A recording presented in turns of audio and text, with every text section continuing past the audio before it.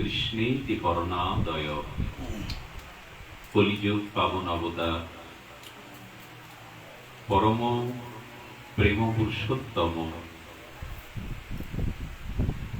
শ্রী শ্রী নদিয়া বিহারী গৌরহরি পরম কারণী পরম করুণা করুণালয় পতি ধারণ শ্রী শ্রী শ্রীকৃষ্ণ চৈতন্য মহাপ্রভু অপতিত উদ্ধারণ অভিন্ন চৈতন্য তনু শ্রী শ্রী নিত্যানন্দ অপার অনুকম্পায় রাধা মাধবের অভিন্ন করুণায় শ্রী পদ্মনাভ মাসিস্থ শুক্ল পক্ষীয় আজ যে তিথি আমাদের সম্মুখে উপস্থিত হয়েছে এই তিথি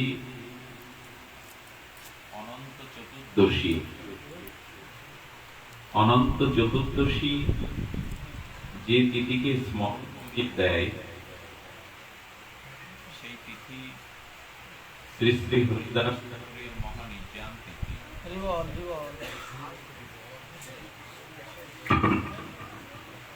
এই মহানির্যান তিথিতে আমরা ভক্ত গৃহ অঙ্গনে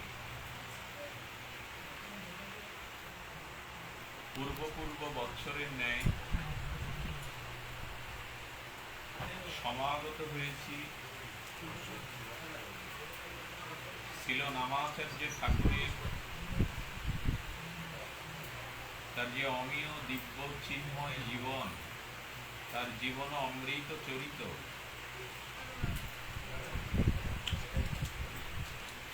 সেই অমৃত সিন্ধু কিঞ্চিত মাত্র আস্বাদনে তার অপরোক্ষ অনুভূতির কৃপা সঞ্চারণে আমরা যারা শ্রদ্ধালু হয়ে ব্যাকুল চিত্তে এই হরিদাস কুটিরে সমাপিত হয়েছি, সমাগত হয়েছি, আমাদের উপরে সকলের উপরে ঠাকুরের মহামহিমান্বিত কৃপা বর্ষিত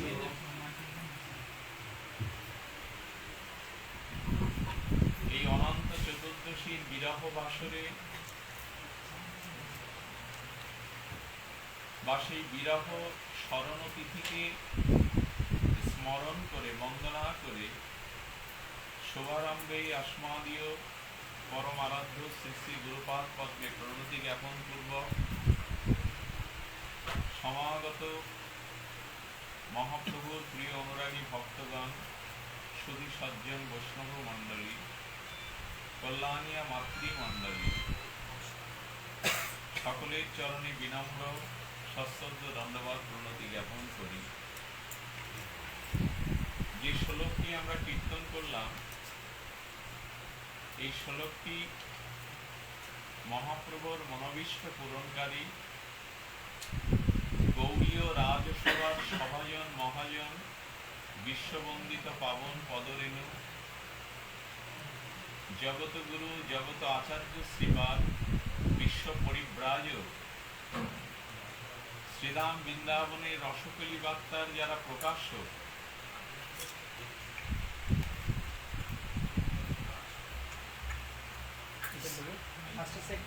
এইসব করতে গেলে পাঠ সমস্যা হয়ে যাবে, এসে রেখে দিন, খালি কথা এসে রেখে দিই, এসে এখন ঠিক করার সময় নেই, রেখে দিন।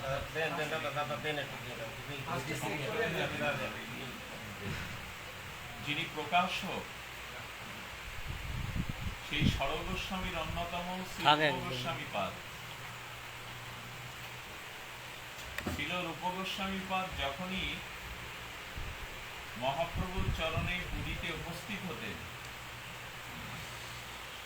রূপ সনাতন আচার্যবর্গ গিয়ে উঠতেন হরিদাসের পদ্ম কুটিরে। হরিদাসের কোনো ঘর ছিল না। এই নামাচার্য নিষ্কিঞ্চন দৈন্য উৎকণ্ঠায় ভরা যার বিচিত্র জীবন, ইনি ঘর বাঁধেননি।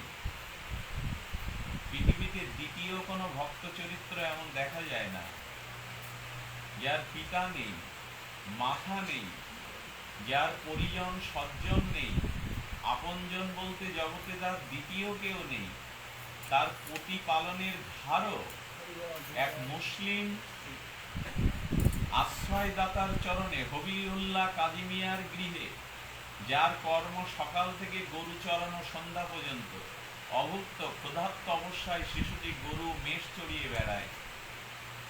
জীবনে যিনি চর্বশিষ্য লেজ্জ পেয়েও রন্ধন করে কখনো জিহ্বায় দেননি, জীবনে কোনোদিন গায়ে কোনো বস্ত্র জড়াননি, লজ্জা নিবারণের জন্য এক টুকরো কাপড় লজ্জা ঢাকতেন। জীবনে কোনোদিন তিনি আন কথা আন ব্যথার মধ্যে নিজেকে প্রবেশ করাননি। নাম ছাড়া তার জীবনে দিবানিশি নিত্য নিরন্তর ক্রিয়া প্রতিক্রিয়ায়, নাম ছাড়া জীবনে একটি নিঃশ্বাসও যিনি ব্যয় করেননি। এই যদা যদ শ্রেষ্ঠস্তর আর আচরিত জনা, এমন আচরণ এই মনুষ্য জগতে বা কোনো মনুষ্যের মধ্যে সম্ভবে না। সেই নামাচার্য হরিদাসের কুঠিতে উঠতেন সনাতন এবং রূপ, আর কোথাও তারা যেতেন না। তো সিরূপ করেছি কি, একটি তাল পাতাতে ওনার মনোভীষ্ট একটা শ্লোক লিখেছেন শ্রী নাম মহিমার উপরে। লিখে ভাবছেন এই শ্লোকটার আর কি মহিমা, চালে গুজে থুয়েছেন। হরিদাস ঠাকুরের সেই সিদ্ধ বকুলের ভজন কুটিরের চালে গুজে থুয়েছেন।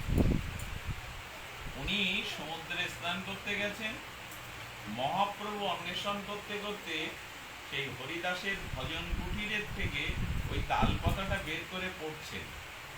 পড়তে পড়তে তিনি স্বরূপ দামোদর রামানন্দ হরিদাসকে ডেকে বলছেন, তোমরা শুনেছ, তোমরা দেখেছ, রূপ আমার মনসংবেদ্য অনুভব কি করে বুঝতে পারলো?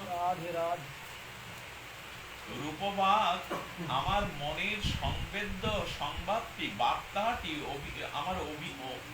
আমার যে অনুভবটুকু সেটুকু রূপ কি করে বুঝলো? বলে কেন প্রভু? আমার মনের সমগ্র অনুভবটি এই শ্লোকে শ্রী গোস্বামী লিখে দিয়েছে। মহাপ্রভুর মনের নাম মহিমার যে সংবেদ্য অনুভূতি, সেটা অক্ষরে রূপ দিয়ে রূপ গোস্বামী তালপাতায় লিখে হরিদাস ঠাকুরের কুটিরে গুজে রেখেছে। তো প্রভু ওটা পাঠ করে বলছেন যে রূপ গোস্বামী আমার সংবেদ্য মনের অনুভূতি ভাবগুলো কি করে প্রকাশ করলো? হরিদাস, তুমি শুনেছো শ্লোকটা? সবাইকে ডেকে বলছে, স্বরূপ তুমি শুনেছো কি লিখেছে রূপ? সেই শ্লোকটাই আমি আপনাদের একটু আস্বাদন করাই। হরিদাস কুটিরেই কথোপকথন হচ্ছে মহাপ্রভু। আসলে এমন ভাগ্য আর কার আছে? হরিদাসকে দুর্ভাগা যদি বলি, দুর্ভাগ্য যদি বলি, তিনি পুরীতে থেকে কোনোদিন জগন্নাথ দর্শনে যাননি। আমি বলি উনি কেন যাবেন জগন্নাথ দেখতে? জগন্নাথই ওনার কাছে আসবে। যদি বলি নদীর কর্তব্য তরঙ্গায়িত স্রোতে সমুদ্রে যাওয়া, আমার মনে হয় মাঝে মাঝে সমুদ্র নদীর কাছে বিপরীত হয়ে ফিরে আসে। হরিদাসের ভজনাপ্তি, নাম উৎকণ্ঠা, তার প্রেম দেখে উনি দুই রকম জগন্নাথকে পেয়ে গেলেন। জগন্নাথ পুরীতে তখন দুটো, একটা হলো অচল জগন্নাথ আর একটা হলো সচল জগন্নাথ। অচল জগন্নাথ বলতে মূর্তি রূপে যিনি বিশ্ববন্দিত হচ্ছেন, সকলের প্রণাম নিচ্ছেন সেই জগন্নাথ মন্দিরে, ওই বিগ্রহটা অচল, উনি হেঁটে যেতে কোথাও। আর সাক্ষাৎ সচল জগন্নাথ হলো আমার শ্রীমান চৈতন্য মহাপ্রভু। তো হরিদাসের এত ভজন মহিমা, এত প্রেম মহিমা, যে সচল এবং অচল জগন্নাথের কৃপাতে উনি বসে বসে ধন্য ভজন করিবে। যেমন জগন্নাথের যে প্রসাদ দেয়া হয়, ওটা জগন্নাথ অধরামৃত করে গ্রহণ করেন। আর হরিদাস ঠাকুরের প্রসাদটা কোথা থেকে আসে? আগে জগন্নাথে নিবেদন হওয়া প্রসাদটা মহাপ্রভু পায়, পেলে ওটা মহাপ্রসাদ হয়। সচল এবং অচল জগন্নাথের দুইজনের অধরামৃত প্রেমামৃত প্রসাদ স্বয়ং জগন্নাথের অধরামৃত আর মহাপ্রভুর প্রেমামৃত দুটো মিশিয়ে হরিদাসের কাছে চলে আসে দুই জগন্নাথ। এ ভাগ্য বুঝি কোনো ভক্ত পরিকরের মধ্যে দেখা যায় না। তো নামামৃত, প্রেমামৃত, প্রসাদামৃত সচল এবং অচল জগন্নাথ ওনার কাছেই আসেন। উনি কেন যাবেন? কারণ ভক্তের কাছে ভগবানের দায় আছে। একটা জিনিস বলি, রবীন্দ্রনাথ বলেছেন কথাটি। রবীন্দ্রনাথ বলছেন, আচ্ছা প্রভু, কোন নিস্তরঙ্গ সমুদ্রের যদি তরঙ্গ না থাকে, তাহলে নয়ন মনকে আনন্দ দেয় নিস্তরঙ্গ সমুদ্র? সে আটলান্টিক মহাসাগর আছে, নীরব নিস্তর, হেরিকেন যখন ওঠে তখন তার উত্তাল তরঙ্গ ওঠে, তাছাড়া সে নীরব নিথর। এই সমুদ্র আমাদের নয়ন মনকে খুব বেশি, দার্শনিকদের ভালো লাগায় না, আমাদের ভালো লাগে না। আমরা চাই উত্তাল তরঙ্গায়িত ঢেউ, উত্তাল তরঙ্গায়িত উর্মিমালা, সমুদ্রের গর্জন, ফেনিবিল ফেনা, শঙ্খ তৈরি হচ্ছে। এই বিচিত্র বৈচিত্র্য তরঙ্গায়িত সাগর আমাদের নয়ন মনকে আনন্দ দেয়। নিস্তরঙ্গ সাগরের আমাদের কোনো আনন্দ নেই। রবীন্দ্রনাথ সেখানে বললেন, প্রভু তুমি সাগর হতে পারো। ভক্ত বলছে ভগবানকে, তুমি সাগর হতে পারো, তুমি ঐশ্বর্যের সাগর, মাধুর্যের সাগর, তুমি সৌন্দর্যের সাগর, কিন্তু ভক্ত তোমার তরঙ্গ। ভগবান রূপ সাগরে ভক্তই হলো উর্মিমালা, ভক্তই হলো তরঙ্গ। যদি তরঙ্গ না থাকে তাহলে সমুদ্রের কি মহিমা? যদি ভক্তই না থাকে ভগবানের মহিমা ওই নিস্তরঙ্গ নিশ্চুপ। এই জন্য কবিগুরু বলছেন, তোমার আনন্দ আমার কাছে, তাই তো তুমি বারবার নেমে আসো, তাই তোমার আনন্দ আমার পর, তাই তুমি এসেছো নিচে। আমরা ভগবানের কাছে যাইনি, ভগবান বারবার আমাদের কাছে এসেছেন, কারণ ভক্ত ছাড়া তার কোনো আনন্দই নেই, ভক্ত ছাড়া তার জীবনে কোনো সার্থকতাই নেই, তাই তো নেমে আসেন। ভগবান যদি ঐশ্বর্য মাধুর্য সৌন্দর্যের সাগর হয়, ভক্ত হলো ওখানে তরঙ্গ, তরঙ্গ ছাড়া সাগরের মহিমা কি? এই জন্য নামাচার্য হরিদাস ঠাকুরের কাছে মহাপ্রভু আসছেন, স্বয়ং জগন্নাথের প্রসাদ আসছে, অমৃত আসছে। এই সৌভাগ্য হরিদাসের। এই শ্লোকটা শুনে নামাচার্য হরিদাস একেবারে নিত্য কীর্তন করতে লাগলেন, পরমানন্দে নাচতে গাইতে আর প্রেমাবিষ্ট হয়ে গেলেন। শ্লোকটায় কি লিখেছেন রূপ গোস্বামী, আহা কি মর্মভেদী, কি অনুভব বেদ্য, কি রসালো, কি তাৎপর্যময়, কি অনুভবময় এই অক্ষরগুলি। এই যেন অমৃতাক্ষর, এই যেন অমৃত থেকে উত্থাপিত হয়েছে রূপ রূপ সিন্ধু হৃদয় থেকে। তিনি লিখেছে, তুণ্ডে তাণ্ডবীনি রতিং বিদুনতে। তার মানে রূপ গোস্বামী বলছে, প্রভু তোমার এই অমৃত প্রেমময়ী নাম, এই নাম একটি জিহ্বায় কি তোমার নামের মহিমা আস্বাদন হয়? কেন কোটি কোটি জিহ্বা তুমি দিলে না? তার মানে বলছে, কেন কোটি জিহ্বা কি করবে? বললো, জিহ্বাতে হরিনাম যে তাণ্ডব করে, তুণ্ডে তাণ্ডবিনী রতিং, হরিনামের রতি প্রেম আমার জিহ্বায় যেভাবে তাণ্ডব নৃত্য করে, জিহ্বাকে বলি যদি কোটি জিহ্বা পাওয়া যেত তবে হরিনাম করে বুঝি একটু আস্বাদন করা যেত। বলছেন, আমার মনের কথাটা কি করে জানলো রূপ? তুণ্ডে তাণ্ডবিনী রতিং বিদুনতে তুণ্ডাবলী লব্ধায়। হরিনাম আমার জিহ্বায় এলে মনে হয় যেন কোটি জিহ্বা কেন হলো না। তুণ্ডে তাণ্ডবিনী, তরঙ্গায়িত তাণ্ডব করছে হরিনাম। এইগুলি ভক্তের অনুভব।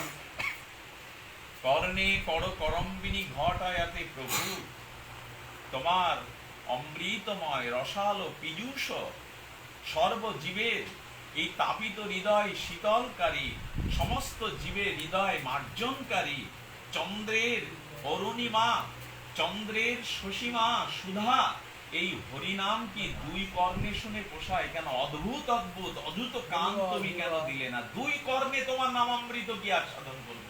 আরে বাবা, দুটো কর্ণ প্রভু দিয়েছিলেন, কিন্তু হরিনাম ঢোকার জন্য না। আমরা যা সারাদিনমান বৎসর পক্ষ কাল মাস সারাটা জীবন আমাদের কানে যায় বিষয় কথা, আমাদের কানে যায় লোক পরিচর্যা, আমাদের কানে যায় লোকের সমালোচনা, রাজনৈতিক কথা, সামাজিক কথা, সাংসারিক কথা, বন্ধু বান্ধবের কথা, ব্যবসা বাণিজ্যের কথা, নিজের প্রয়োজনের কথাই কানে যায়। এই জন্য কানটা মাঝে মাঝে ঝালাপালা হয়।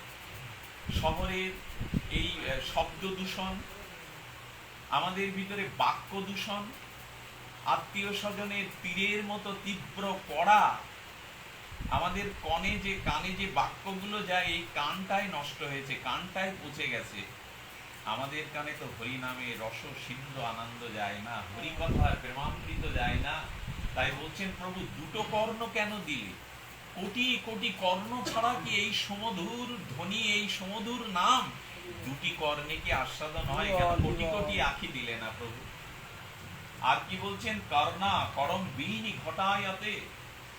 আর কি বলছেন, শব্দ এদ স্পর্শতাৎ সর্ব ইন্দ্রিয়ানাং বিজায়তে কৃত্রিম। গোস্বামীর শব্দ তো, সমস্ত অনুভব যেন এর ভিতরে সন্নিবিষ্ট পরিপুষ্ট করা হয়েছে।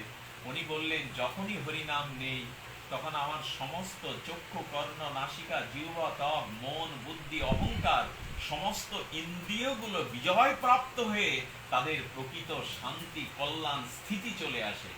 আসলে একটি কথা বলা দরকার, আমাদের যে চক্ষু কর্ণ নাসিকা জিহ্বা ত্বক মন বুদ্ধি অহংকার বা পঞ্চ জ্ঞানেন্দ্রিয় পঞ্চ কর্মেন্দ্রিয় হস্ত পদ পানি বায়ু উপস্থ বা চক্ষু কর্ণ নাসিকা জিহ্বা ত্বক মন বুদ্ধি যাই বলি, এই ইন্দ্রিয়গুলি কোনোদিন প্রশস্তি পাবে না, আনন্দ পাবে না, সার্থক হবে না, ধন্যও হবে না, প্রসন্নও হবে না যদি ইন্দ্রিয়গুলো দিয়ে ইন্দ্রিয়ের অধিপতি ঋষিকেশ ভগবানের সেবা না হয়, ভগবানের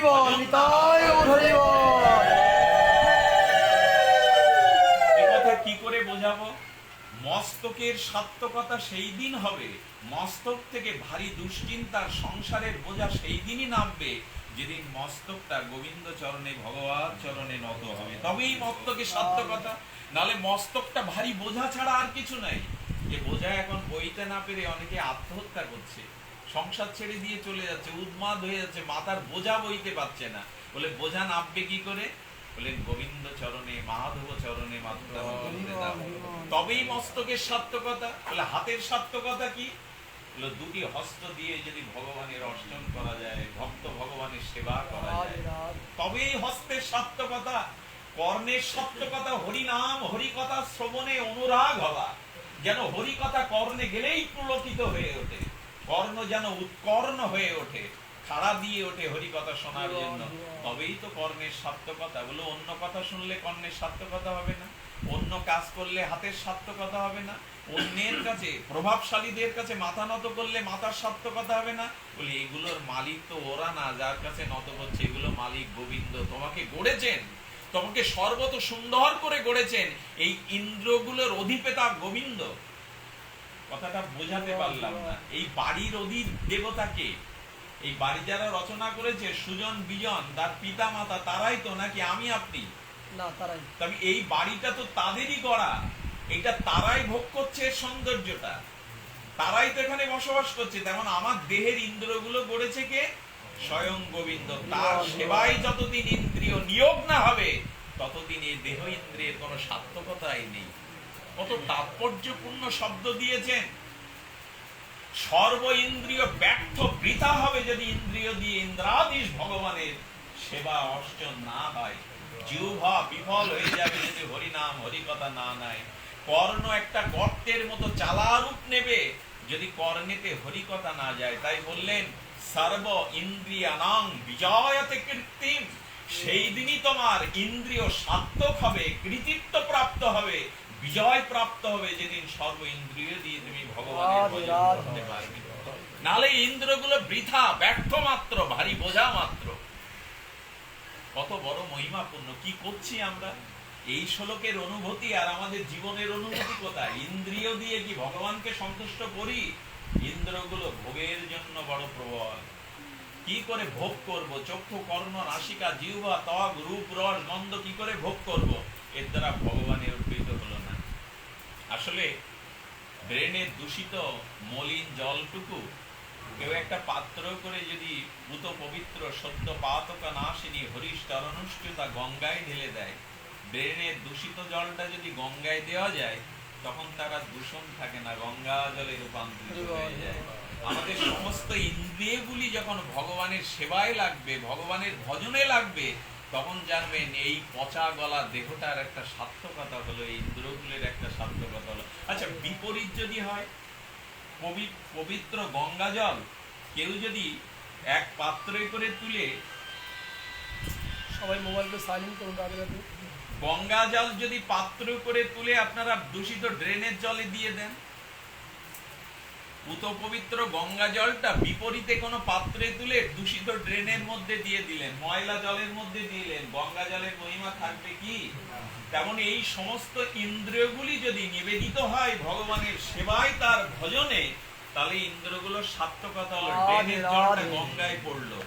আর যদি এই ইন্দ্রিয় দিয়ে ভগবানের ভজন না করে শুধু কামনা বাসনা দেহ ভোগ করে যায়, ভোগের কাছে সমর্পণ করে দেই, তাহলে ইন্দ্রিয়ের ব্যর্থতা রচনা হলো।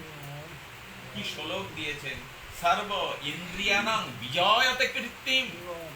সেই দিনই তোমার, তা না হলে কি হয় দেখুন, হরিদাসের তনুপ্রভু কোলেতে উঠাইয়া, আচ্ছা আমি যদি মারা যাই, আমার দেহটা বুকে জড়িয়ে ধরে ক্ষণিক হয়তো 2-4 মিনিট কাঁদবে, কিন্তু কোলে করে কেউ আদর করে বুকে নেবে না, কারণ মরা দেহ বুকে নেবে কেন?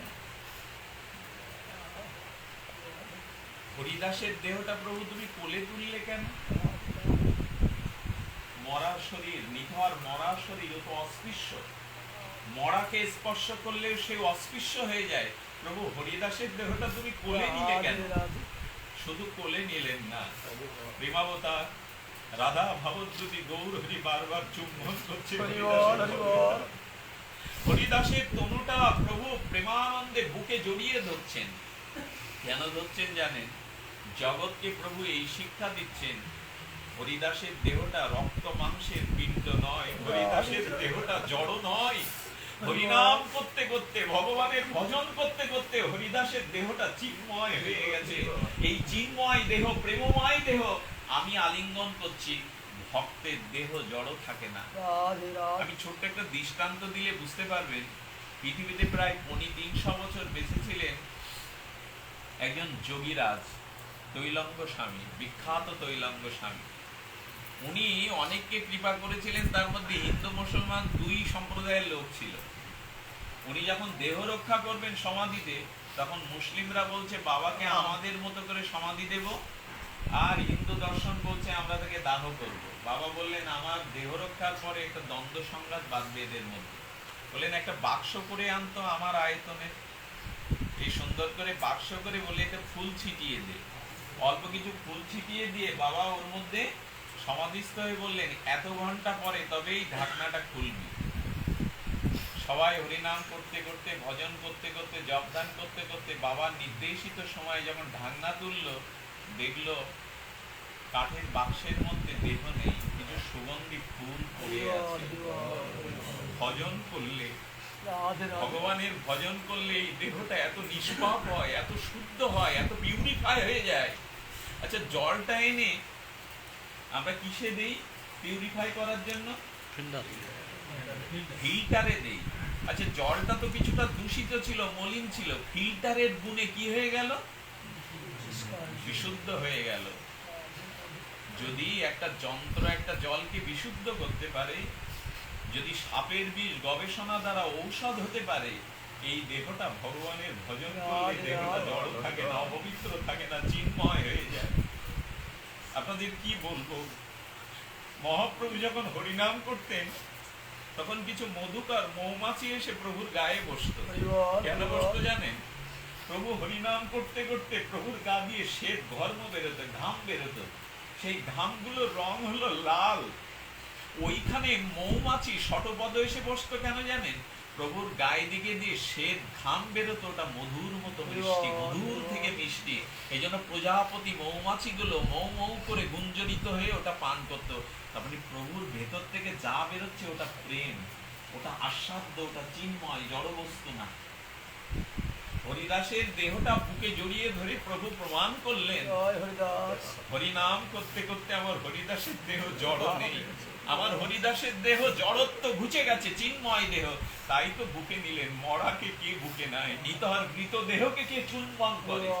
প্রভু নর্তন কীর্তন করছেন, জগতে এই বার্তা দিলেন। শুধু কি তাই? হরিদাসের পুরীর সমুদ্রে যখন হরিদাসে অবগাহন করানো হচ্ছে, চৈতন্যদেব আজ নিজে হাতে হরিদাসকে স্নান করিয়ে দিচ্ছেন। প্রভুর চোখের দিকে তাকিয়ে প্রভু বলছেন ভক্তদের, শোনাও মরমী ভক্তগণ, আমার হরিদাসের চরণ ধৌত পাদদাক আর যে পান করবে তার কৃষ্ণ ভক্তি হরি বল নিতাই গৌর হরি বল। কোন নিতর মরা ব্যক্তির চরণের বিধৌত জল কেউ পান করতে বলে?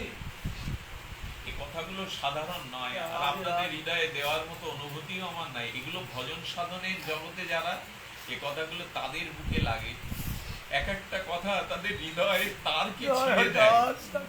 একটা মরা দেহর চরণ ধৌত জল মহাপ্রভু বলছেন যে পান করবে তার কৃষ্ণ ভক্তি হবে। ভক্তরা হরিদাসের চরণ ধোয়া জল পান করতে লাগলো, হরি বল হরি বল। তাদের হৃদয় পুলকিত হতে লাগলো, তাদের হৃদয়ে কৃষ্ণ ভক্তি রাধে সঞ্চারিত হতে রাধে। লাগলো। কারণ ভক্তের চরণ ধৌত জলের মধ্যেই আছে ভক্তি। ভক্তি খুঁজে বেড়ানো যায় না, ভক্তি খুঁজে পাওয়া যায় না, ভক্তের চরণ জলের মধ্যেই আছে প্রেম ভক্তি। এই জন্য হরিদাসের পাদদাগ মহাপ্রভু বলছে পান করো, যারা পান করবে তাদের কৃষ্ণ ভক্তি হবে। রাধে রাধে। হরিদাসের চরণ ধৌত জলটা মহাপ্রভু সমুদ্রে মিশে সমুদ্রকে বলছে সমুদ্র, গঙ্গা যমুনা সরস্বতী সম্মিলনীতে তোমাতে মিশেছে, তুমি সিন্ধু, তুমি সাগর, এটা আজকে তুমি মহাতীর্থ হলে। আমার হরিদাসের পাদদাগ ধুয়ে এই সমুদ্র আজ তুমি মহাতীর্থ হরি হলে। বল। এই হলো হরিদাসের চরণ। কোন মৃত ব্যক্তির চরণের এই মহিমা থাকে যদি দেহটা জড় থাকে, রক্ত মাংসের থাকে? এই জন্য দয়া করে কৃপা করে কথাগুলো শুনে আবেগ আপ্লুত হবেন না। ক্ষণিকের জন্য চোখে জল এনে নিজের ক্ষুদ্র আবেগকে প্রকাশ করবেন না। এগুলো অনুভূতির দ্বারা হৃদয়ে গ্রহণ করুন। হরি ভজন বল চাই। হরি বল। যারা ভজন করে, প্রসাদ সেবন করে, যারা নিত্য হরিনাম করে, তাদের দেহের ভিতর থেকে একটা সুগন্ধ বেরোয়। আমি আপনাদের বোঝাতে পারবো না, তবে সৌভাগ্য হয়েছিল আমি একবার গিরিরাজের তটে 32টা বছর ধরে যিনি রাধারানীর চরণে পড়ে রয়েছেন, দিল্লির এক শেখ, তার পরিচয় আর কি দেব, দিল্লিতে 100খানা ট্রাক শুধু তার ছেলেরা কোটিপতি, যৌবনে কিছুটা সন্তানাদিকে বিবাহ করলেন, সন্তানাদিকে প্রতিপালন করে ওদের হাতে ভাত দিয়ে রাধাকুণ্ডে এলেন। কোন নামে রাধারানীকে বলছেন রাধে রাধে। সব খেলে চলে এসেছি, আর যেন ফিরে না যেতে হয়, তোমার ভজন নিয়েই যেন কাটাতে পারি। কি ভজন করলেন জানেন? তার ভজন হলো প্রভাতে বেরিয়ে 21 কিলোমিটার গিরিরাজ একবার পরিক্রমা দেবেন, বেলা 10টার সময় রাধাকুণ্ডে আসবেন, আবার একবার পরিক্রমা দেবেন বেলা 3টে পর্যন্ত, আবার 3টে থেকে আর একবার পরিক্রমা দিয়ে রাত 11টায় গোবিন্দ কুণ্ডে কুঠিরে ফেরেন। 3বার বলেন খান কি? বলে রাত 10টার সময় যখন কুঠিরে ফিরে যায় গোবিন্দ কুণ্ডে, তখন কোন ব্রজবাসীর দুয়ারে ভিখারি হয়ে বলে ভিক্ষাম দেহি মাধুপুরী দেহি। ওই একটু রুটি, ওই একটু সবজি নিয়ে মাধুকরী পেয়ে ওইখানে পড়ে থাকে। এই নিয়মটা তার কত বছরের জানেন? 32 বছরের। বাবার উদরে ব্যথা দেখা দিল, তীব্র যন্ত্রণা, ছটফট করে। তার কথা শুনে পৃথিবীর মানে খুব বড় বড় ডাক্তাররা এলো, চৈতন্য বাবার পেটে ব্যথা, ওনাকে বাঁচিয়ে রাখা দরকার, উনি ব্রজের সম্পদ, উনি রাধারানীর ভক্ত কিঙ্করী। দিল্লি থেকে বোর্ড বসলো, মহামহা ডাক্তার এসে বলল আপনার যে রোগ তাকে একটু আল্ট্রাসাউন্ড করা দরকার, দিল্লিতে যেতে হবে, আমরা আপনাকে হেলিকপ্টারে করে দিল্লি নিয়ে যাব। বাবা বলছেন ঠাকুরানী রাধারানী আমি কোথাও যাব না। কতটা ধাম নিষ্ঠা, কতটা ভজন, বলে রাধারানী চরণ ছেড়ে আমি তো সংকল্প করেছি যাব না।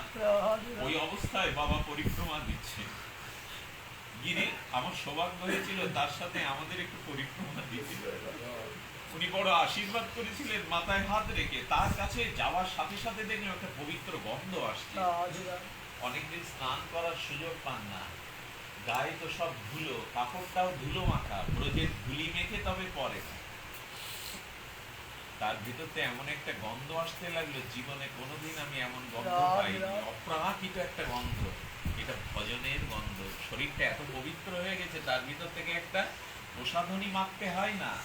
ভজন করতে থাকলে দেহটা এত শুদ্ধ হয়ে যায়, ভেতরে ওর থেকে সুগন্ধ বেরোচ্ছে। বাবার কি হলো জানেন? যেতে যেতে গিরিরাজের তলায় এক জায়গায় জ্যোতিপুরে বাবা একটু গিরিরাজের তটদেশে একটু মাথা নত করে এসছে, খুব তীব্র ব্যথা হচ্ছে তো হঠাৎ করে একটা বালক চলে এসছে, বাপু আহা, কাহা সে ব্যথা, রাধে রাধে। ব্যথা করছে কোথায় তোমার? তো বলে লালা তুই কি করবি আমার ব্যথার কথা, বলে বলো না ব্যথা করছে কোথায়? বলে, এইখানে এইখানে। ওইখানে একটু স্পষ্ট রাখলেন, হাতের স্পষ্ট। হাতের স্পষ্ট রাখার সাথে সাথে একটু তন্দ্রা ভেঙে গেল। এরকম স্পর্শ তো সে কখনো পায়নি। যখন স্পর্শকৃত ব্যথাটা ওইখানে নিমেষেই সরে গেল, চোখ মেলে দেখে বালক, হরি বল, হরি বল। চোখ মেলে দেখলেন ওইখানে আর নাই। তার মানে রাধারানী বলছেন, শ্যাম তুমি দেখো না,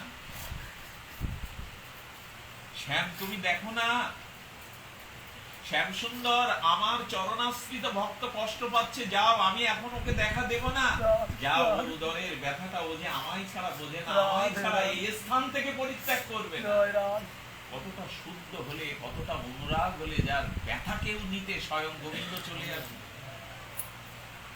এই হলো মহিমা। ভজন করুন, এরকম আবেগ দেখিয়ে কাজ হবে না। বছরে 2-4 দিন হরি হরি করে আবেগে গড়াগড়ি দিয়ে চোখে জল আবেগ নিয়ে খুব ভালো লেগেছে বিল্লমঙ্গলজির পাঠ, কোনো কাজ হবে না। ভজন করুন, এই ইন্দ্রগুলিকে কাজে লাগান। অনেক ভোগে লাগিয়েছেন, কামনা বাসনায় লাগিয়েছেন, সংসারে স্ত্রী পুত্রের জন্য ইন্দ্রগুলো কাজে লাগিয়েছেন, কিন্তু এই ইন্দ্রিয়ের মালিক অধিদেবতা গোবিন্দ। একদিন জবাব দিতে হবে প্রত্যেকটা ইন্দ্রিয়ের, যে তোমাকে গড়া হয়েছিল ইন্দ্রাদির ভগবানের সেবা করবার জন্য, সার্থক হওয়ার জন্য। এই জন্য বললেন বিজয়তে সর্ব ইন্দ্রিয়ানাম কৃত্রিম, সমস্ত ইন্দ্রিয়ের বিজয় প্রাপ্ত হবে যদি ভগবানের ভজন করো। এই জন্য হরিদাস ঠাকুর তার ভজন মহিমা এমন যে তার সমস্ত দেহ মন হয়ে গেছে বিজয় প্রাপ্ত। তা না হলে যে কাম, যে দুষ্পরণীয় মহাশত্রু মহা পাপময় কাম, সেই কামরূপী লক্ষ্য হীরাকেও পর্যন্ত শুদ্ধ করে ছেড়ে লল হরিদাস।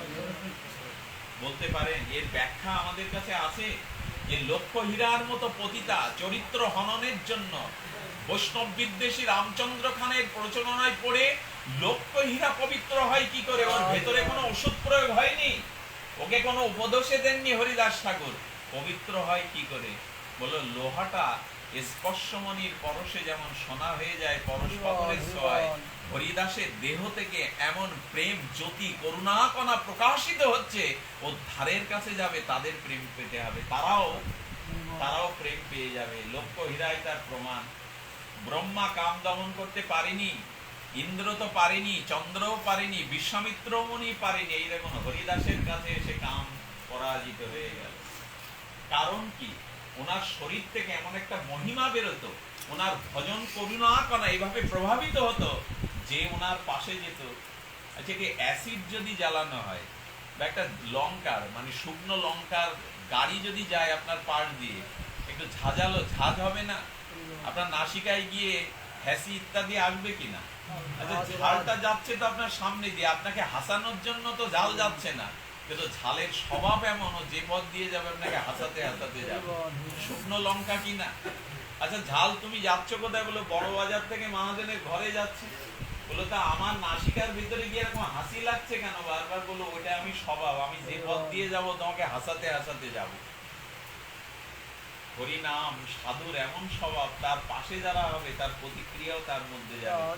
ঠাকুর মশাই একটা পথ দিয়েছেন, খুব মন দিয়ে পথটা শুনুন। প্রেম ভক্তি চন্দ্রিকায় ঠাকুর মশাই বললেন, কৃষ্ণ ভক্ত সঙ্গ করি, কৃষ্ণ ভক্ত অঙ্গ হেরি, শ্রদ্ধান্বিত শ্রবণ কীর্তন। আমি বাণীটা প্রথমে বুঝতে পারিনি, আর মর্মস্পর্শী মহাজনের বাণী বোঝার ক্ষমতাই বা কই আমার। মহাজন বলছেন কৃষ্ণ ভক্তের সঙ্গ করতে হবে, এ পর্যন্ত বুঝলাম। কৃষ্ণ ভক্তর অঙ্গ হেরি বললেন কেন? তার মানে তুমি যে সাধুর মুখে হরি কথা শুনবে, সাধু সঙ্গ করবে, শুধু তার সঙ্গ করবে না, তার বদনের দিকে তাকাবে, তার মুখের দিকে তাকাবে। বলে তাকালে কি হবে? কৃষ্ণ ভক্ত অঙ্গ হেরি মানে তার অঙ্গটা তুমি দুই নয়ন ভরে হেরবে, মানে দর্শন করবে। বলে করলে কি হবে? বলে কেউ যদি শুদ্ধ ভক্তের দিকে একবার দৃষ্টিপাত করে, তাকায় তার অঙ্গের দিকে, তাহলে কি হবে? বলো ওইখান থেকে ভক্তি কণিকা তোমার ভিতরে সংক্রামিত হবে। কত বড় মাপের কথা বলুন তো। কৃষ্ণ ভক্ত সঙ্গ করি, কৃষ্ণ ভক্ত অঙ্গ হেরি। আচ্ছা, তুমি তাকাতে বলছো কেন ঠাকুর মশাই? কৃষ্ণ ভক্তের দিকে তাকাতে বলছো কেন? তার অঙ্গটা দেখতে বলছো কেন? দেখতে বলছে কেন জানেন? সারা পৃথিবীর অভিশপ্ত দম বন্ধ হওয়া অভিশাপ নিয়ে যে ভাইরাসটা এলো জগতে, এই এই এই ভাইরাসটার স্বভাব হলো যার হয়েছে তার পাশে গেলে নাকি তারও হবে, সংক্রামিত হবে। একটা রোগের যদি, অদৃশ্য রোগের যদি এই ক্ষমতা থাকে, তবে যার ভিতরে নিত্য নিরন্তর হরিনাম চলছে, যিনি কাম ক্রোধকে প্রশমিত করে ভগবানের ভাবনায় যার চিত্ত মন সর্বদা নিরত, সেই শুদ্ধ ভক্তের দিকে তাকালে তার অঙ্গ থেকে ভজন কণিকা কণা আপনার ভিতরে সংক্রামিত হয়ে আপনাকে প্রেম জাগিয়ে দেবে। এই জন্য কৃষ্ণ ভক্তকে দর্শন করতে বলছেন, কৃষ্ণ ভক্তের অঙ্গটা দর্শন করতে বলছেন, বলে নয়নের সার্থকতা হলো কৃষ্ণ ভক্তকে দর্শন করা। এই দেখুন সনাতন গোস্বামী উপস্থিত হয়েছেন হরিদাস ঠাকুরের পণ্য কুটিরে। ওই যে বললাম গোস্বামীরা গেলে কারো বাড়ি যেতেন না, গম্ভীরায় যেতেন না, হরিদাস ঠাকুরের, কারণ হরিদাস ঠাকুরের চরণে থাকলে আমার প্রেমও পাবো, নামও পাবো। স্বয়ং সনাতন গোস্বামী উপস্থিত হয়েছে, কিন্তু দুর্ভাগা সনাতন গোস্বামী আসতে যেতে যেতে জঙ্গলের ভিতরে একটা দূষিত কুয়োর জলের মধ্যে স্নান করে খোস পাসরা হয়ে গেছে। দূষিত জলে স্নান, আসলে এটা মহাপ্রভুর লীলা, ওনাদের দেহে এসব হয়। এই খোস পাসরা হয়ে ওই পাসরাগুলো পেকে পেকে ওখান থেকে রস বেরোচ্ছে, দূষিত রস বেরোচ্ছে, রক্ত বেরোচ্ছে। এখন উনি হরিদাস ঠাকুরের কুটিরে একেবারে গায়ে একটা বস্ত্র জড়িয়ে কোণার মধ্যে বসে আছেন। সবাই ত্যাগ করলে হরিদাস আমাকে ত্যাগ করবে না। এই বর্ষায় মহাপ্রভু কেউ দেখতে যাচ্ছেন না। মহাপ্রভু এসে দেখে সনাতন, সনাতন তুমি কখন এলে? আরে তুমি এসছো, আমার কাছে যাওনি কেন? এসো এসো, আলিঙ্গন দাও। মহাপ্রভু উপযাচিত হয়ে কৃষ্ণ ভক্তকে আলিঙ্গন দিতে যাচ্ছে। ততবার পিছিয়ে যাচ্ছে সনাতন, ততবার পিছিয়ে যাচ্ছে। সনাতন পেছানো দেখলে কাপড়টা আগলা করে দেখে বললেন, দেখো পাপিষ্টের দেহটা দেখো, এই পামর অধমের দেহটা দেখো, খোস পাসরা হয়েছে। এই দেহকে স্পর্শ করলে তোমার তপ্ত কাঞ্চনময় প্রেমতনু অপবিত্র হয়ে যাবে, প্রভু আমাকে ছুঁয়ো না। তখন মহাপ্রভু এগিয়ে গিয়ে একটা শ্লোক শুনিয়েছিলেন সনাতনকে। এমন শ্লোক আমি আর পাইনি। ভাগবতের অমৃত অক্ষরে অমৃত প্রেম অনুভূতি দিয়ে গড়া শ্লোকে বলছেন, সনাতনকে বলছেন, পিছিও না সনাতন, অক্ষ ফলাং তা দিশ দর্শনালি। তুমি জানো সনাতন, তোমার মতো নিষ্কিঞ্চন ভজনানন্দী নির্মল চরিত্র কৃষ্ণ ভক্তকে দেখাই হলো এই চোখের ফল লাভ করা। এই চোখের সার্থকতা, একটা বৃক্ষ পুললে, ফলবান বৃক্ষ পুললে তার সার্থকতা কখন? যখন ফুল ফল দেবে তখন তো, নাকি বাবা? বৃক্ষ রোপণ করে প্রযত্নশীল হয়ে যদি ফুল ফল না দেয়, বৃক্ষের সার্থকতা আছে? মহাপ্রভু বলছেন, আমার এই চোখের সার্থকতা তোমার মতো ভক্ত দর্শনে। গৌর হরি বলছেন, অক্ষ ফলং তাদিশ দর্শনহি অম্ব ফলং তাদিশ গাত্র স্পর্শ। হে সনাতন, তোমার মতো ভক্তকে স্পর্শ করাই হলো এই গাত্রের সফলতা, সফলতা। তোমার মতো ভক্তকে স্পর্শ করাই হলো এই গাত্রের সফলতা। জিহ্বা ফলং তাদিশ কীর্তনহি।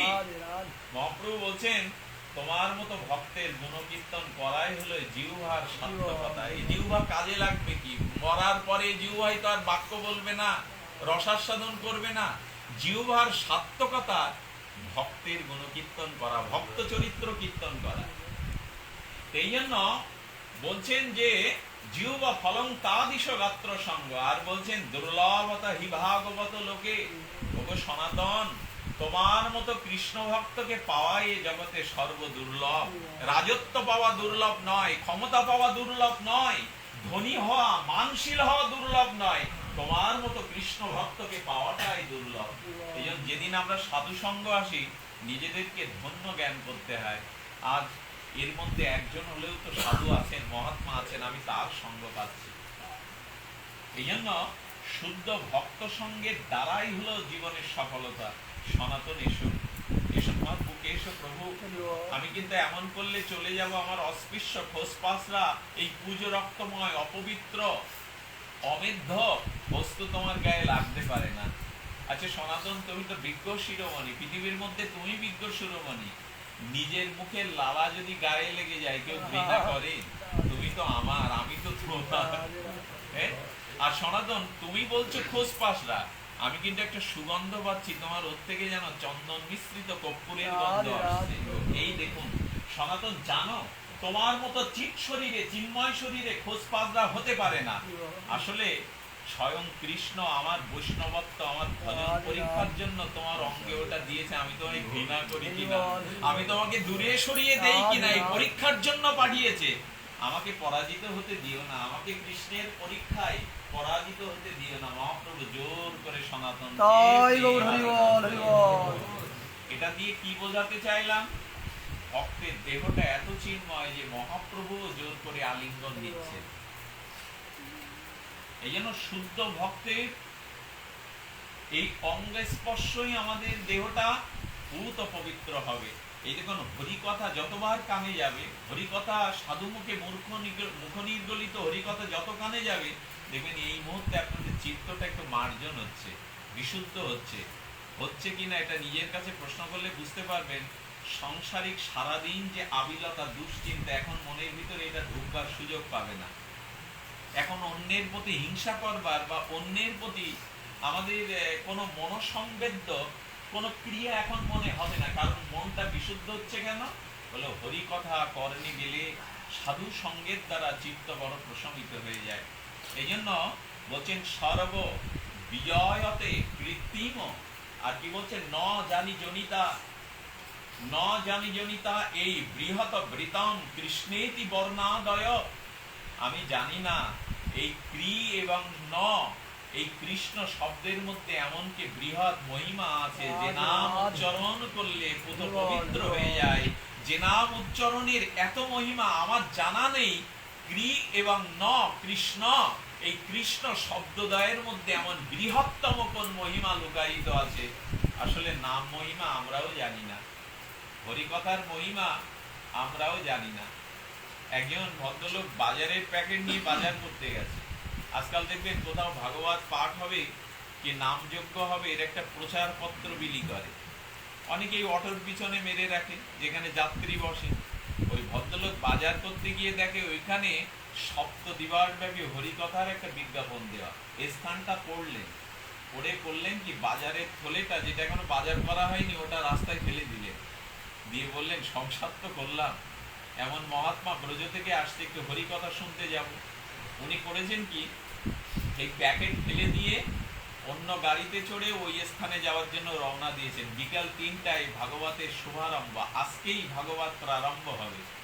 উনি ছুটতে ছুটতে দেখে 2টো বেজে গেছে, আর 1 ঘন্টা পার হয়ে গেছে, আধা ঘন্টা বাকি আছে, শুরু থেকে হরিকথা শুনবেন। এখন তাড়াতাড়ি 3 রাস্তার মোড়ে এসে দিক নির্ণয় করতে পারছেন না কোন দিকে যাব আমি, সেখানে কেউ নেই।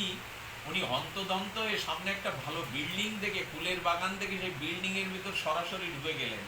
আসলে ওটা ছিল একটা ক্রস কোটার, একটা বেশ্যার বা পতিতালয়।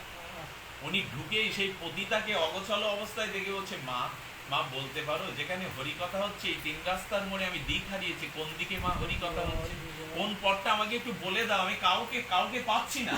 খুব তীব্র উৎকণ্ঠা নিয়ে যখন বলছেন, গালি দিয়ে বলছেন, মূর্খ, তোমার বোধ জ্ঞান নেই যে কোথায় প্রবেশ করতে হয়। পতিতা তো বারবনিতা তো, গালি দিয়ে একটু ধমক দিয়ে বললেন, যা বেটা যাই, ডান দিকের পথ দিয়ে যা, ওই দিকেই হচ্ছে ভাগবত। উনি জানতেন, পথটা দেখিয়ে দিলেন। দৌড়াতে দৌড়াতে ব্যাকুল চিত্তে হরিসভায় বসলেন, হরিকথা আরম্ভ হলো। উনি 3 দিন হরিকথার ভাগ্য পেয়েছিলেন। এই 3 দিন হরিকথা এসে শোনার সময় বললেন, ওই মাকে আর একটা প্রণাম করে যায়। উনি পথ না দেখিয়ে দিলে আমি শুভারম্ভটা করতে পারতাম না। পতিতালয়ে এসে তখন পতিতালয়ে আসার পরে তখন শুনলেন উনি 1 দিন আগে দেহ রক্ষা করে মারা গেছেন। ভগবানের কাছে তার পরমাত্মার পরলৌকিক প্রার্থনা করলেন। উনি যখন মারা গেলেন তখন যমদূতরা নিয়ে যমরাজের কাছে ফেলেছেন। চিত্রগুপ্তকে যমরাজ বলছেন, চিত্রগুপ্ত খাতাটাকেও মিথ্যা মনে করবেন না। এই যে আমরা বলি আমাদের পাপ পুণ্য লিখেন, আমেরিকায় আমার একটা কোম্পানিতে কম্পিউটার বেরিয়েছে, সেই কম্পিউটারে কয়েক কোটি মানুষের ডাটা ঢোকানো আছে। একটু নাম্বার টিপলে আপনি কি করেন, কত বয়স, আপনার কি কি আছে, এটা বেরিয়ে যাবে। একটা কম্পিউটার যদি কোটি কোটি লোকের জীবন বৃত্তান্ত ধরে রাখতে পারে, যন্ত্র যদি কোটি কোটি লোকের ডাটা ধরে রাখতে পারে, তাহলে চিত্রগুপ্তের খাতা মিথ্যা নয়। উনি যাওয়ার পরে যমরাজ বলছেন কাউকে সাজা দিতে আমার কষ্ট হয়, দেখ তো এই বারবনিতা এই পতিতার জীবনে কোনো পুণ্যকর্ম আছে কিনা। খাতা উল্টে বারবার বলছেন দাদা ঘুমায়েন না, বারবার খাতা উল্টাচ্ছে, বারবার খাতা রাধে উল্টাতে রাধে। উল্টাতে উনি দেখছেন প্রভু এর কোনো পুণ্যকৃতি নাই, এর কোনো পুণ্যকর্ম নাই, একে নরকের অনল আর তাপনলে দগ্ধীভূত হওয়ার জন্য প্রস্তুত করার আদেশ দিন। বললেন দেখ না কিছু আছে কিনা। হঠাৎ করে উনি দেখলেন একটা জায়গায় লাল কালির দাগ আছে। এই লাল কালির দাগটা দেখে চিত্রগুপ্ত বলছে প্রভু এটা তো আমি বুঝতে পারলাম না। কি বুঝতে পারলেন না? বলছেন যে ও তারা দিয়ে তিরস্কার করে একজন ভাগবত শ্রবণোচ্ছুক ব্যক্তিকে পথ দেখিয়েছিল। জীবনে ভালো কর্ম বলতে এই কর্মটাই। আচ্ছা এর ফলে ও কি পাবে এটা তো আমার সংবিধানে জানা নেই। চিত্রগুপ্ত বলছে প্রভু এই বিচার বা এই বিশ্লেষণ আমার জানা নাই।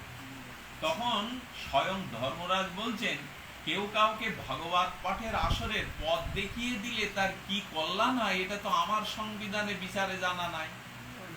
চমক লেগে গেছে ওনার। তখন বললেন আচ্ছা এক কাজ করা যাক, আমরা যদি বিচারের ভার না দিতে পারি তাহলে আমরা একটু ব্রহ্মার কাছে যাই, যিনি প্রজাপতি সৃষ্টি করেছেন তার কাছে যাই।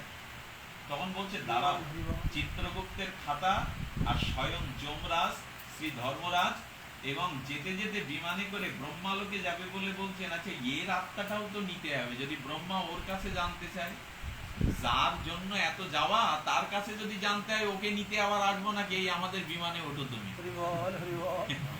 ওকে বিমানে উঠিয়েছেন স্বয়ং ধর্মরাজ এবং চিত্রগুপ্ত ব্রহ্মালোকে গেছেন। ব্রহ্মা হয়তো তিনি চতুর্মুখী ব্রহ্মা ভজন করছেন, ব্রহ্মাকে প্রণাম করেছেন, কারণ ইনিও তো এক মহাজন।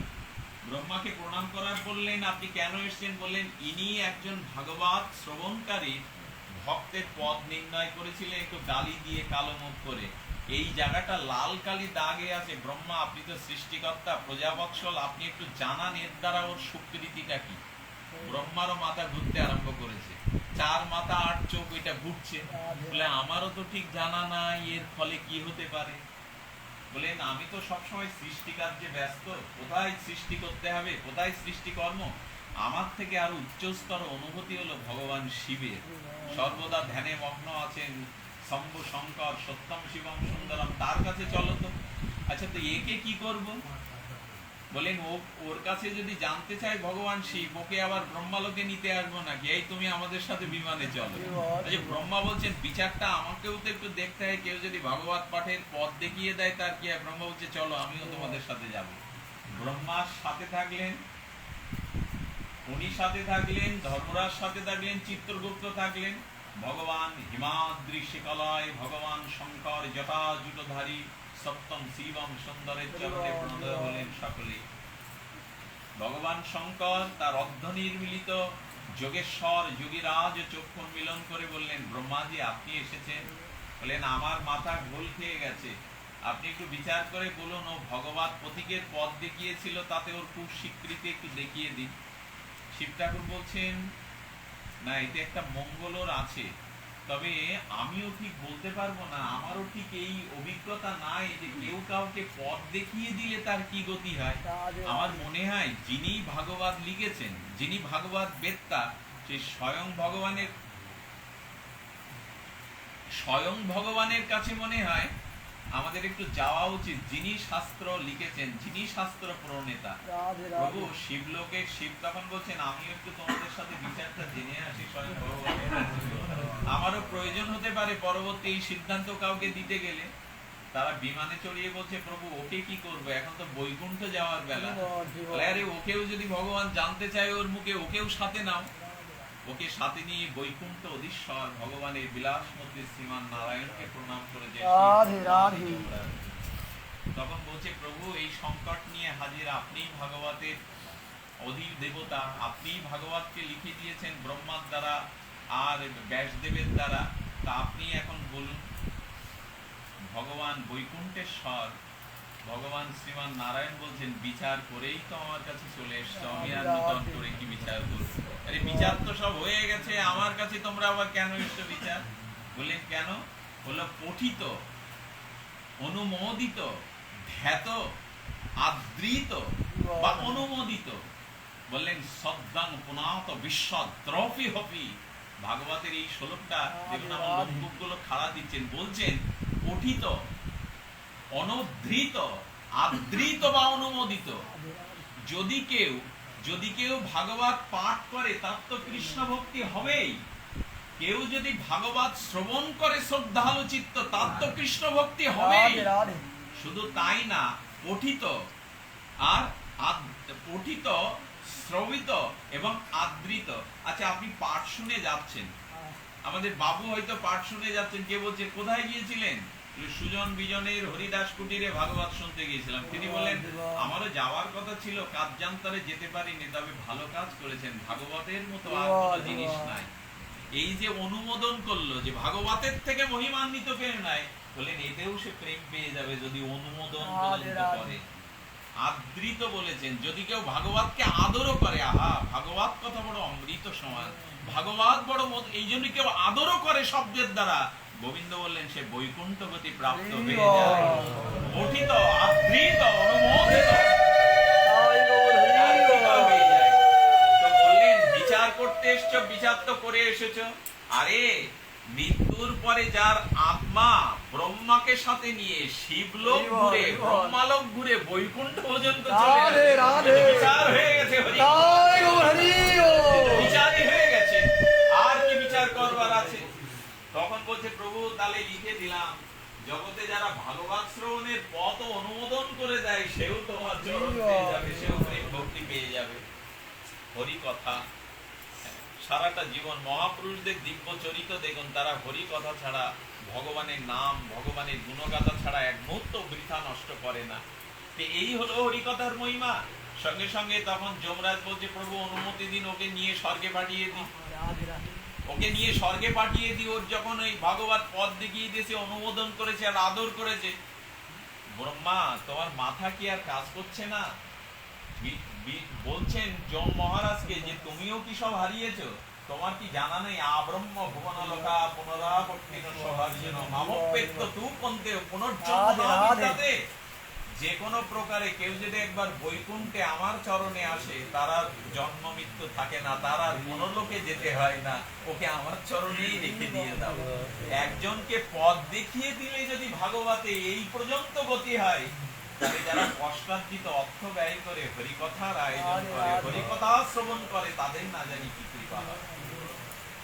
এই জন্য জীবনে যতদিন আয়ু আছে, একটু সময় বাকি আছে, তবে আমার মতো মালা তিলকধারী কপটের মুখে নয়, যারা যথার্থ ভজনানন্দে নির্মল চরিত্র, তাদের অঙ্গকে হেরবে না, তাদের মুখে হরিকথা শুনবেন, তবেই জীবনের সার্থকতা।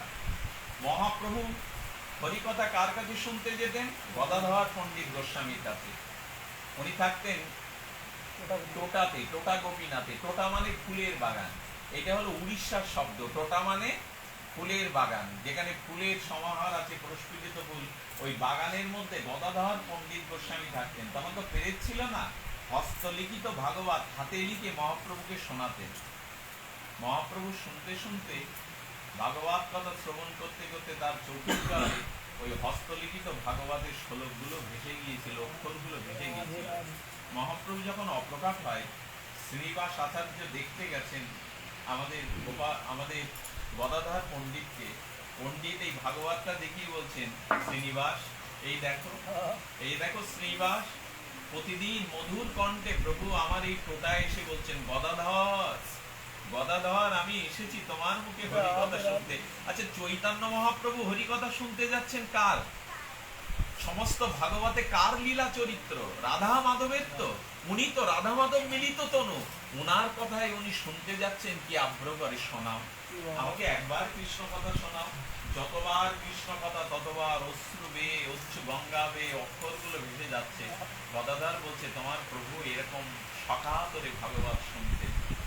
আমাদের জল নেই কেন জানেন? চোখে জল সবসময় আসার দরকার নেই, হৃদয়টা নির্মল হয় না কেন জানেন? হরিকথাতে আমাদের এখনো রুচি আসেনি, হরিকথাতে আমাদের এখনো আটটি উৎকণ্ঠা, বিরহ আসেনি। তাই আপনাদের কাছে ছোট্ট একটা নিবেদন করব। নিবেদন হলো এইটুকু, যে হরিকথা শ্রবণের জন্য একটা উৎকণ্ঠা চাই, বিরহ চাই, ব্যাকুলতা চাই।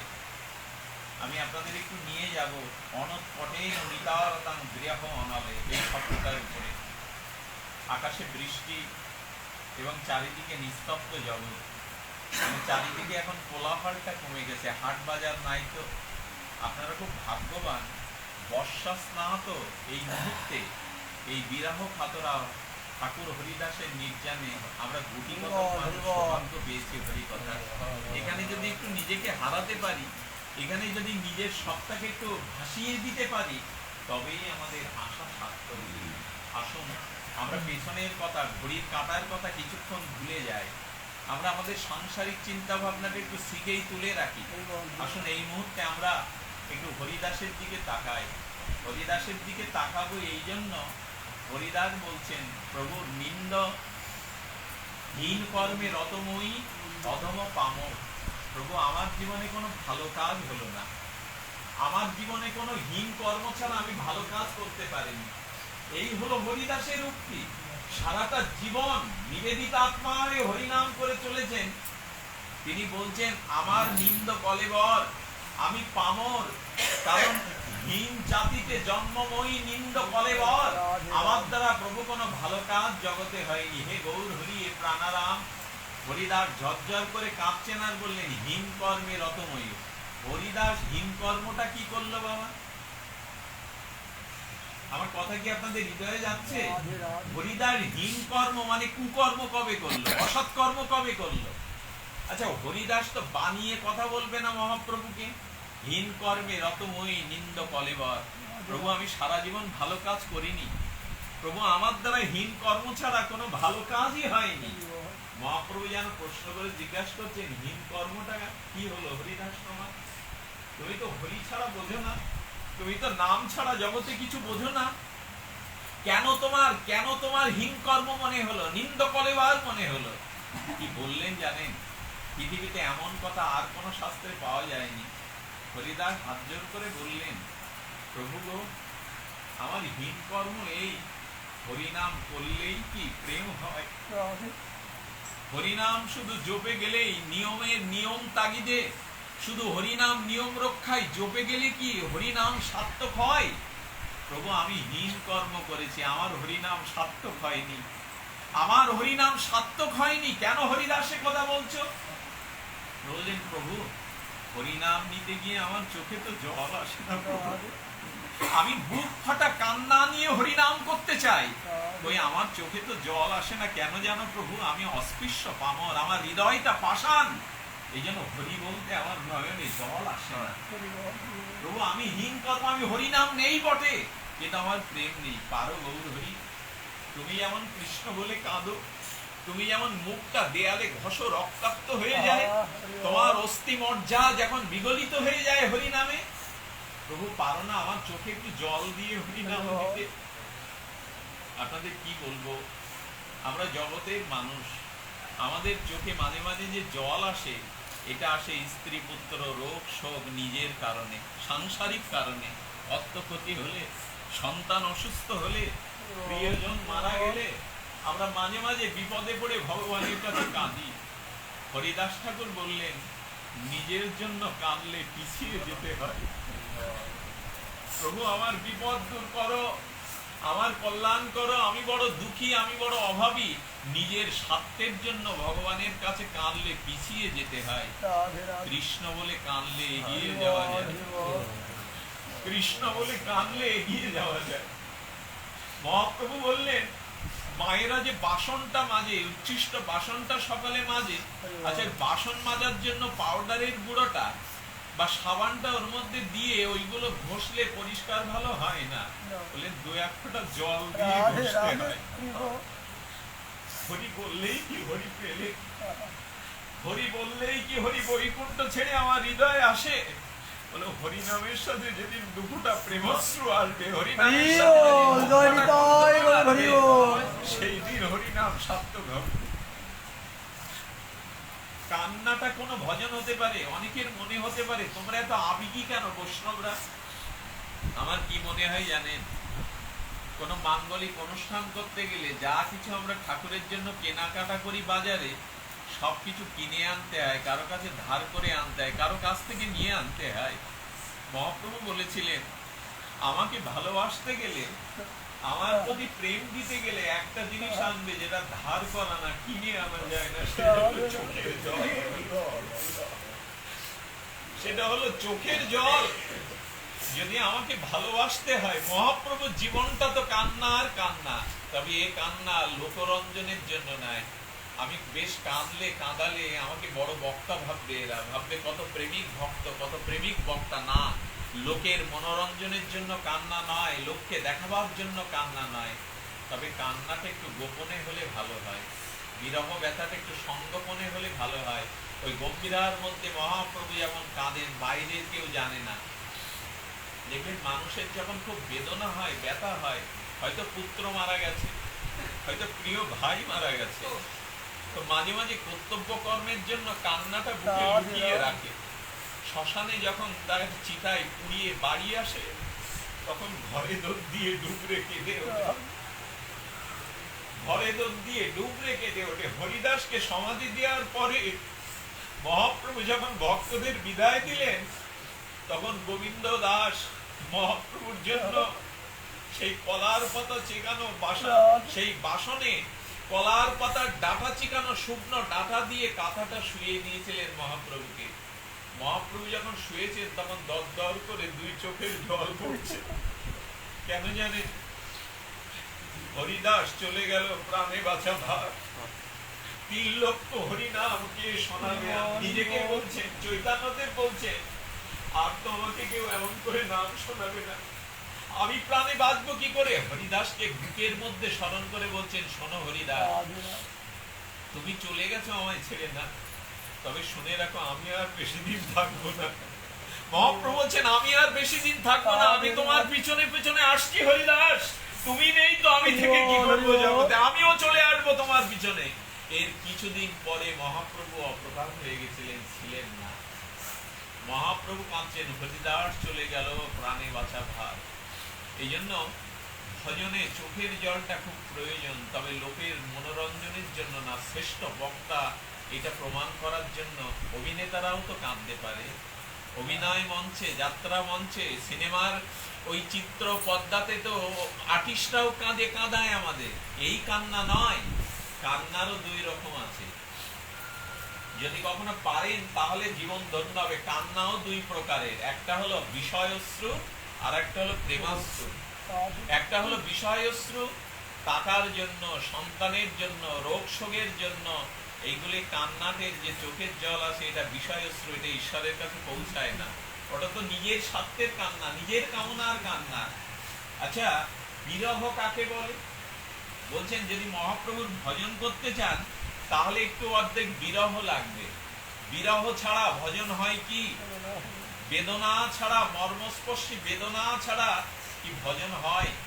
আমি খুব লক্ষ্য করে দেখেছি, জানেন, হরিদাস ঠাকুরের নির্জানের দিন আকাশে 2-1 ফোঁটা বৃষ্টি নামবেই। কেন জানেন? হরিদাস যেদিন চলে গেল, এদিন কান্নার জন্য কেউ বাকি ছিল না। হরিদাস কোন কাঠতলে বসে নাম করতেন?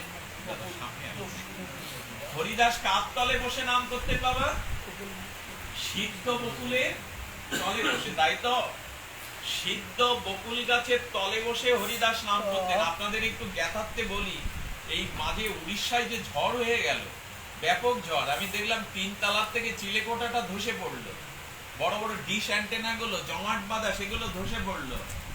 হরিদাস ঠাকুরের যে আশ্রয় বসে হরিনাম করতেন, সেই সিদ্ধ বকুলের ক্ষতি হয়নি, সিদ্ধ বকুল পড়ে যায়নি। কেন জানেন? সিদ্ধ বকুলটা মহাপ্রভু জগন্নাথের প্রসাদী একটা বকুল কাষ্ঠে দন্তমাজন করছিলেন। মাঝে মাঝে মহাপ্রভু একটু পরিক্রমা করতে করতে ভাবলেন, কাঠিটা এখানেই পুঁতে দিই। বকুল কাঠটাকে বলছেন, হে বকুল কাষ্ঠ, তুমি তো জগন্নাথের প্রসাদী, এক কাজ হয়ে যাও, তুমি এখানে একটা মহিরো বকুল বৃক্ষ রূপান্তরিত হয়ে যাও। বকুল বৃক্ষটা, কাষ্ঠটা তো প্রসাদী। জিজ্ঞাসা করছে, প্রভু কার জন্য তুমি এই বকুল গাছ তৈরি করছো? তুমি যে দন্ত কাষ্ঠ দিয়ে এখানে একটা বকুল বৃক্ষ তৈরি করতে চাচ্ছ, কার জন্য? বলে, কাউকে বলো না, আমার হরিদাস আসবে কিছুদিন পর, এই জগন্নাথের দেউলে সে আসবে, আমি তাকে বড় অনুরোধ করেছি, তাকে একটা কুঠির দিতে চেয়েছি, হরিদাস কোনোদিন কুঠিরে বাস করবে না, এই সিদ্ধ বকুল আমার হরিদাসের যে হরিনাম করবে তোমার তলে বসে, তুমি একটু ছায়া দিও। রোদ বৃষ্টি ঝড়েও পুড়ে পুড়ে হরিনাম করবে, ওকে একটু ছায়া দিও তুমি। আমি তোমার আশ্রয় আমার হরিদাসকে রেখে গেলাম, ও তো আমার কুটিরে যাবে না। বকুল গাছটা সঙ্গে সঙ্গে মহিরু হয়ে গেল। সিদ্ধ বকুলের তলে বসে ছায়া দিয়েছে, হরিনাম শুনেছে। যেদিন মহাপ্রভু স্বরূপ দামোদর হরিদাসের দেহটা নিয়ে সমুদ্রের তীরে যাবে সমাধি দেওয়ার জন্য, সেদিন হঠাৎ করে দেখে হরিদাসের গায়ের উপরে বিন্দু বিন্দু জল কণা পড়ছে, এবং জলের সাথে সাথে কিছু টুকটাক করে কিছু বকুলের ফুল হরিদাসের গায়ে পড়ছে। এর ব্যাখ্যা কি করেছে জানেন? এর ব্যাখ্যা করেছে গ্রন্থকার, সিদ্ধ বকুল কেঁদে কেঁদে বলছে, ঠাকুর চলে যাচ্ছ, আমাকে অনাথ করে, আমাকে শূন্য করে তুমি চলে যাচ্ছ। সারা জীবন তোমাকে আমি ছায়া দিয়েছি রৌদ্র বৃষ্টি, আচ্ছা তুমি চলে গেলে আমাকে কে নাম শোনাবে? সিদ্ধ বকুল বৃক্ষটি বলছেন, আমাকে কে নাম শোনাবে? তবে তোমার যাওয়ার বেলায়, তোমার বিদায়ের বেলায় শুনেছি প্রিয়জন মারা গেলে কিছু ফুল দিতে হয়।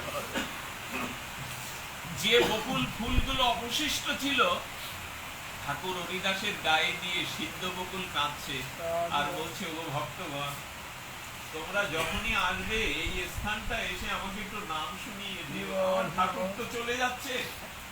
বৃক্ষ কাঁদলো, শুধু চোখে জল এলো না আমাদের। আমার বলতে পারেন কি হলে চোখে জল আসে? আজ একটা বৃক্ষ কাঁদছে হরিদাসের জন্য, বৃক্ষ চোখের জল ফেলে ফুল দিয়ে তাকে অভিনন্দিত করছে। আসলো না শুধু আমার চোখে জল। মাঝে মাঝে মাঝে মাঝে প্রশ্ন করতে ইচ্ছে করে, এত কঠিন হয়ে গেছি আমি? আচ্ছা আমার পুত্র মারা গেলে তো আমার চোখের জল বাধা মানাতো না, আমার আপনজন চলে গেলে তো আমি হাউ মাউ করে গগনে বিতানে চিৎকার করতাম। বলেন, যেদিন এই প্রিয়জন সংসারের ক্ষতিতে কাঁদবে, এইটা উল্টে যেদিন, কারণ বিলাপটা কাকে বলে? যদি সতী নারীর পতি মারা যায়, তবে সতী নারী আষাঢ় খেয়ে পড়ে তার গুণগুলো বলতে বলতে বিলাপ করে করে বিনিয়ে বিনিয়ে তার, ওগো তুমি কোথায়, ওগো তোমায় ছাড়া জীবনে তো আমি আর কিছু চাইনি, এরকম বিনিয়ে বিনিয়ে তার গুণ বলে কাঁদতে থাকে। যদি সন্তান মারা যায়, তবে মাও আয় গোপাল আয় একবার মা বলে ডাকে, এইভাবে তার স্মৃতি মনে করে বিলাপ বকতে থাকে, এরই নাম বিলাপ। হরিদাস ঠাকুর জগৎকে বলল, যেদিন কৃষ্ণ পেলাম না বলে, গৌর পেলাম না বলে, ভগবান তুমি কোথায়, কেন প্রেম হলো না, যেদিন এই উৎকণ্ঠা আত্মীতে ভক্ত কাঁদতে শিখবে, এই বিরহটাই গোবিন্দ চরণে পৌঁছায়, চোখের জলটাই তার চরণে পৌঁছায়। এইটা পেরেছিলেন হরিদাস, আমরা পারিনি। ক্রন্দন আমাদের মাঝে নাই, অশ্রু আমাদের মাঝে নাই। যদি তা থাকে তাহলেই জানবেন চিত্তটা বড় শুদ্ধ হয়ে যায়। আজকের এই দিনে এই বিরহে আকাশ কাঁদে, এই বিরহে জগৎ কাঁদে। তবে আমার মনে হয় কলরবাসী ধন্য। কলরোয়া নামটার সাথে হরিদাসের একেবারে যুক্ততা। মাঝে ইতালি থেকে একজন কল করে বলছেন, আমি আমেরিকার একজন মাতাজি, তিনি আমেরিকার এয়ারপোর্টে কর্তব্যরত, তিনি হাউমাউ করে কেঁদে ফেলছেন, বাবা হরিদাস যেখানে আবির্ভূত হয়েছিল ওই জায়গা আপনাদের বাড়ি, ওর পাশেই আপনাদের গ্রাম। বললেন, কেন এভাবে বলছেন? বললেন, যেখানে ঠাকুর হরিদাস জন্মায় তার 16 যোজন, তার 16 জনের মাটি পর্যন্ত হরিনামে পবিত্র হয়ে যায়, শাস্ত্রে বলা আছে। যেখানে হরিদাস ঠাকুরের জন্ম হয়ে তার 16 যোজন পর্যন্ত এরিয়ার মাটি নামময় পবিত্র হয়ে যায়। কত বড় ভাগ্য! সারা বিশ্ব আজ হরিদাসের চরিত্র নিয়ে গবেষণা করছেন। সারা বিশ্ব আজ আমরা জানেন হরিদাস সম্পর্কে এখানে 20 বছর আগেও আমাদের তেমন ধারণা, কেমন তাকে দেখতে, কোথায় তিনি এসেছিলেন, এই কলরোয়ায় তার সন্নিকটে ক্যারাগাছিতে হুরন গ্রামে তার আবির্ভাব। এই কথাটা ভাবতেই বুক ভরে ওঠে না? কত বড় সম্পদ পেয়েছি আমরা, কত বড় নিধি পেয়েছি আমরা, কিন্তু ঘরের ছেলেকে চিনলাম না, ঘরের সাধককে চিনলাম না আমরা। যদি তা চিনতাম, হরিদাস ছাড়া, হরিদাসের নাম ছাড়া আমরা থাকতে পারতাম না। আমার ঘরের ছেলে আজ বিশ্ব জয় করলো, আজ পুরীতে যান, আজকে বিশ্বের যত তীর্থে যান, ওখানে হরিদাসের বন্দনা কেন জানেন? মহাপ্রভু বলছেন হরিদাস আছিল পৃথিবী শিরোমণি। হ্যাঁ, এমন বড় ভক্ত আমার মধ্যে আর আসেনি গো। গৌর গণ মধ্যে অগ্রগণ্য হরিদাস, সবার আগে হরিদাসই তো এই হরিনাম করে জগৎ প্লাবিত করেছে।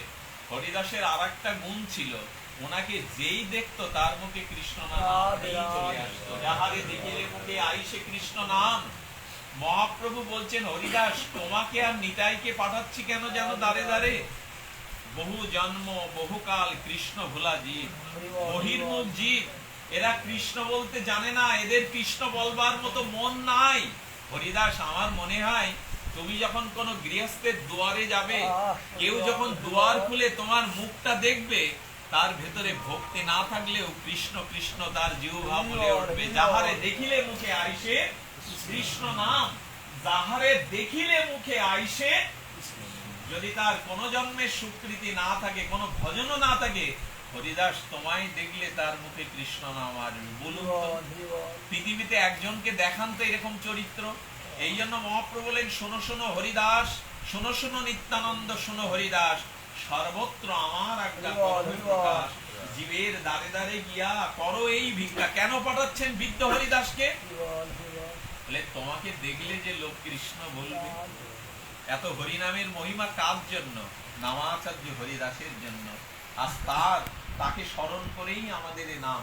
আর এ বড় গর্বে, এ বড় বুকের মধ্যে মহারত্নের মতো একটা হাড়ের মধ্যে লকেটটা যেমন জল জল করে, মুক্তার লকেট, সমগ্র গৌরগণের মধ্যে আমার হরিদাস হলো লকেটের মতো শিরোমণি তিনি।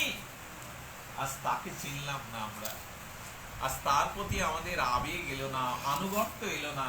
আমি আপনাদের কাছে অনুরোধ করি, হরিদাসকে যদি বিন্দুমাত্র শ্রদ্ধা করেন, হরিদাসকে যদি বিন্দুমাত্র আপনারা হৃদয়ে ধারণ করতে চান, তার হরিনামটা দয়া করে নিয়ে নিন, আর কাল বিলম্ব করবেন না। হরিনামটা সর্বদা জপ করুন, হরিনামটাকে সর্বদা আশ্রিত করুন, কারণ হরিদাসের এই নামামৃত।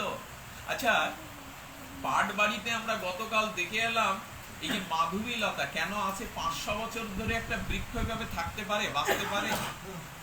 আমরা ওই মাধবী লতাকে যারা স্পর্শ করি, আমরা অনেকেই অশুদ্ধ, আমাদের স্পর্শ পেয়ে থাকার কথা না।